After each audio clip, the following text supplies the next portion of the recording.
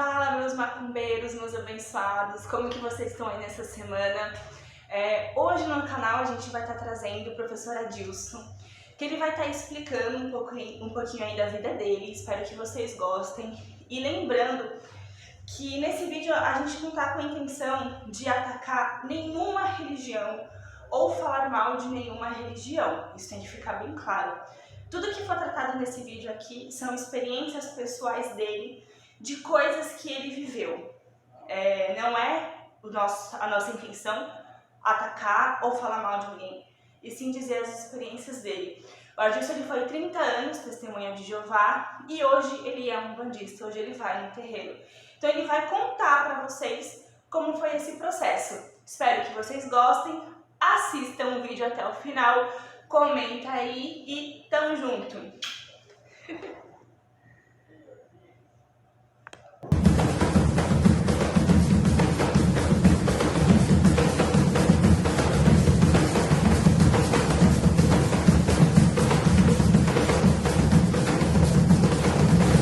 Bom, gente, como prometido, que eu falei que ia ser uma surpresa também para esse vídeo, eu trouxe o Adilson, professor de português, né? Isso mesmo. Professor de português, que é amigo do meu pai também. E eu trouxe ele para ele contar um pouco da história dele, de como foi, né? Para quem não sabe, o Adilson ele foi 30 anos testemunha de Jeová e hoje ele é um bandista. Então se apresenta, Adilson, fala aí como que foi essa história, como que você entrou. Bom, eu me chamo Adilson, né? Sou professor de português, como a Natália falou, dou aula no Belegard há mais de 20 anos, eu acho, mais ou menos, né? Por aí. E agora eu estou frequentando a tenda de Umbanda dos Caboclos, né? Junto com a Natália, com o pai dela, né? Foi um convite do Jefferson, né? Que também dá aula lá no Belegard, meu colega de trabalho, e eu estou gostando muito, né? Agora, como foi a minha transição como testemunha de Jeová para um bandista? Foi simples, por incrível que pareça, porque originalmente eu já fui um bandista. Então minha avó, minha mãe, minhas tias, minha irmã, então toda a minha família praticamente era, né? E muitos lá em São Paulo ainda são bandistas. E desde pequeno eu frequentava tendas de Umbanda com a minha mãe. E quando a gente mudou aqui para Bertioga, eu tinha uns 9 anos de idade, mais ou menos, minha irmã então tinha 19, a gente continuou frequentando. Sim. Né? Daqui minha mãe ia para São Paulo e frequentava lá com as amigas, né, com a família, mas por volta quando eu tinha assim, uns 12, 13 anos mais ou menos, talvez 15, não sei, minha mãe resolveu mudar. Né? Sim. Então ela fez uma transição da Umbanda para igrejas evangélicas. Né? Então eu lembro que eu fiquei frequentando durante muito tempo a Igreja Assembleia de Deus. Acho que durante uns 2 anos ou 3, mais ou menos. Fui batizado nessa igreja, inclusive. Até que um dia, né, no trabalho que... Aí agora começa a barulhinha. Olha o cachorrinho, filha da puta. Quando as testemunhas de Jeová fazendo seu trabalho de porta em porta, bateram em casa, conversaram com a minha mãe, né? Minha mãe demonstrou um certo interesse em que eu estudasse, né? Conhecesse mais a Bíblia, né? Porque nesse período, eu não sei o motivo, não lembro porquê, eu não estava mais frequentando a Igreja Assembleia de Deus. Né? Aí comecei a estudar com as testemunhas de Jeová, né? Estudei durante 2 anos, né? Porque para se tornar testemunha de Jeová, primeiro você estuda, né? Conhece bem a Bíblia, para depois você tomar a sua decisão se você quer ser testemunha de Jeová ou não. Eu acabei concordando, né? Gostando, aceitei, fiz amizade com as pessoas de lá, né? Ainda tem pessoas que eu tenho muita amizade, muito carinho lá dentro, e acabei ficando dos 18 anos, né, cerca de 30 anos como testemunha de Jeová. Então foi uma época boa. Antes disso, você então ia no terreiro mais por conta da sua família que ia também? Ou você gostava? Gostava. Né? Gostava? Todo negócio que eu entro, eu gosto de estudar. Né? Então, com a testemunha de Jeová, eu estudava a Bíblia, estudava as publicações, né, aprofundava. Né? E eu lembro que mesmo pequeno, né, eu sempre gostei de estudar, e eu comprava, aliás, minha mãe comprava os livros de Umbanda e eu lia, eu estudava. Né? Então eu gostava muito. E depois que você virou testemunha de Jeová, que você ficou 30 anos, como foi para você sair e voltar para o terreiro? E depois de contar para sua família que você tinha voltado a frequentar? Bom, o sair foi meio... Olha o cachorrinho, filha da puta. Sair da organização da Testemunha de Jeová foi meio que... Eu não diria traumático, mas foi meio ruim, né? Sim. Minha mãe também era testemunha de Jeová, né? Ou é, né? Também testemunha de Jeová durante muito tempo. Depois de 3 anos que eu me tornei testemunha de Jeová, ela também se converteu, né, para a religião.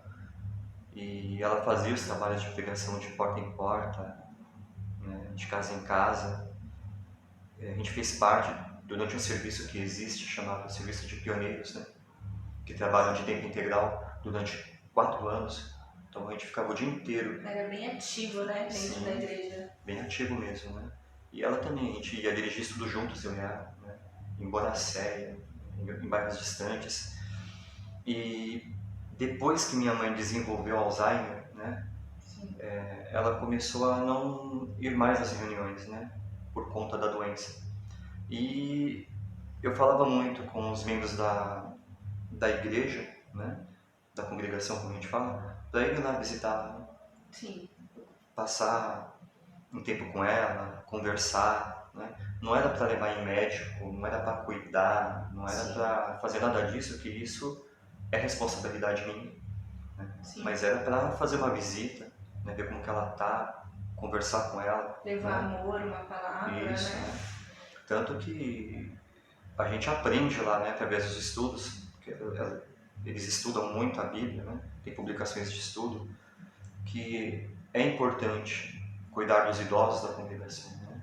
Então, é isso que eu queria, que fossem lá para visitar, já que ela estava esquecendo as coisas, para estudar a Bíblia com ela de novo, né? Para ela relembrar, levar ela para um estudo bíblico junto com as outras irmãs da congregação, né?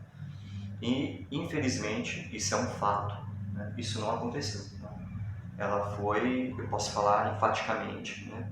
Que ela foi abandonada. É muito triste, né? Deixado de visitar, né? E isso acabou vamos dizer assim, enfraquecendo a minha fé, né? Então eu acabei me afastando. Ao me afastar, né, já que eu não estava mais frequentando, eu comecei a praticar coisas que, das testemunhas de Jeová, do ponto de vista bíblico que elas entendem, né, era errado. Comemorar aniversário, comemorar Natal, Ano Novo, Carnaval, né? Nas aulas com meus alunos eu comecei a me soltar mais e falava os palavrões, né? Brincava, né? E eles ficaram sabendo disso, né? E vieram conversar comigo, né? Que não era apropriado eu ter esse tipo de comportamento, né?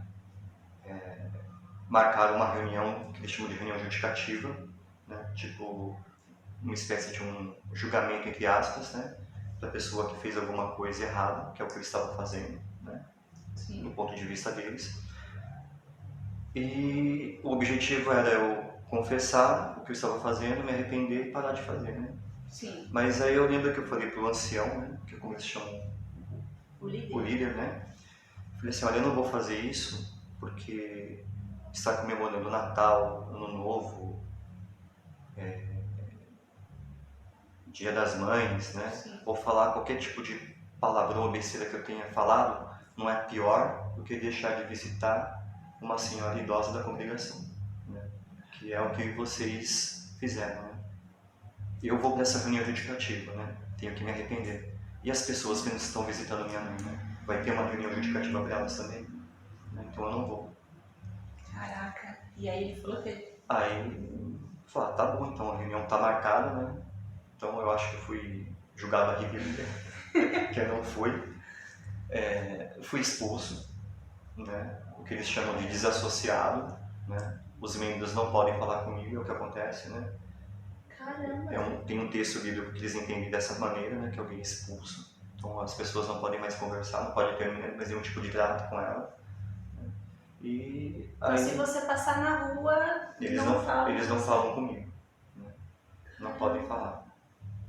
Mas aí, quanto a isso, Você tá tranquilo? tranquilo, né? Porque o que mais me magoou foi o fato de minha mãe ter sido abandonada, né? Sim.